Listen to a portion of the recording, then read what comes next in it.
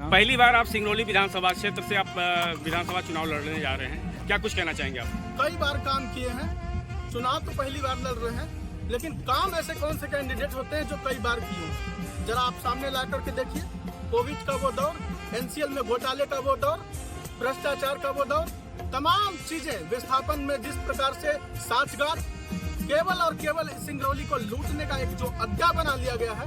निश्चित तौर पर हमारे सिंगरौली वासी इन सब मुद्दों पर जागरूक हैं, जाति धर्म से ऊपर उठकर फैसला करने का निर्णय ले चुके हैं। और 3 दिसंबर को जब 17 तारीख को वोटिंग होगा, 3 दिसंबर को नतीजे आएंगे, तो देखिएगा कि किस प्रकार से यहाँ पर नतीजे आएंगे। सिंगरौली की जनता हर किसी को मौका देती है और इस बार अपने लिए खड़ी होगी, मुझे पूरा यकीन है। सिंगरौली विधानसभा सीट से आप चुनौती किसको मानते हैं?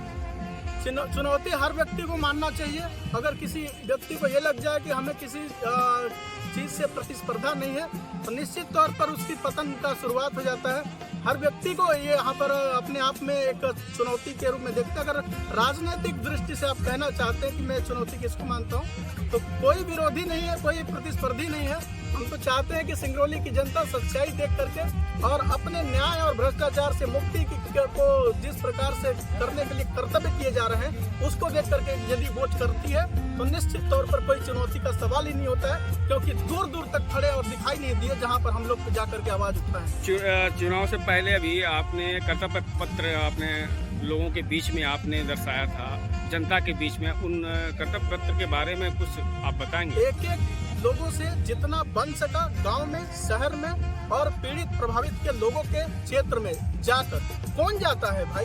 कोई नहीं जाता है। केवल चुनाव में नामांकन भरना और चुनावी रैलियां दो और भीड़, पैसे से बुलाई गई भीड़ जुटा करके लगता है कि हम सब कुछ कर लेंगे।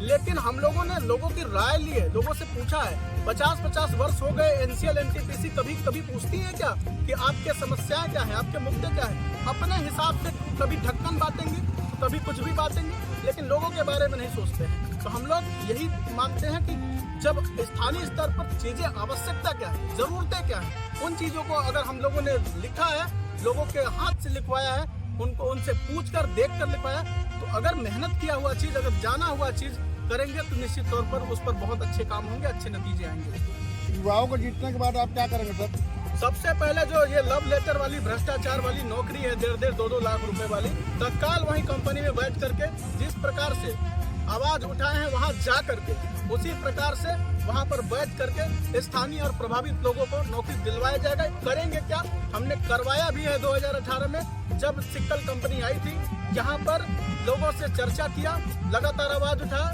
इसके बाद एक कलेक्टर साहब ने आदेश जारी किया था 1 जून 2018 को कि यहाँ पर स्थानीय स्तर पर लोगों को नौकरी मिलनी चाहिए, बार-बार लव लेटर वाली परेशानी ना आए। लेकिन जैसे ही 100 लोगों की भर्ती होने लगी, किसी के पेट में दर्द होने लगा, मुझे विश्वास है कि वो सपने जो अधूरे रहे हैं, मौका मिलते ही 1-2 महीने के अंदर सभी लोगों के फ्री में, मुफ्त में नौकरी लगेगी। योग्य और काबिल और स्थानीय और प्रभावित लोगों को, ये मेरी सबसे पहले प्राथमिकता है। अब विस्थापित लोगों के लिए सर? विस्थापित निश्चित तौर पर वो हम लोग भी वहाँ से उजड़े हुए हैं। कांग्रेस की सरकारों ने जिस प्रकार से उजाड़ करके हम लोगों को अंधेरे में उखाड़ करके फेंक दिया है, उसका वो दर्द आज तक झेल रहे हैं हम लोग। समय आते ही आपको दिखाया जाएगा कि विस्थापितों के लिए हम लोग कितना काम करेंगे। वो हमारे दिल में है, क्योंकि वो हम लोग उससे झेले हुए हैं।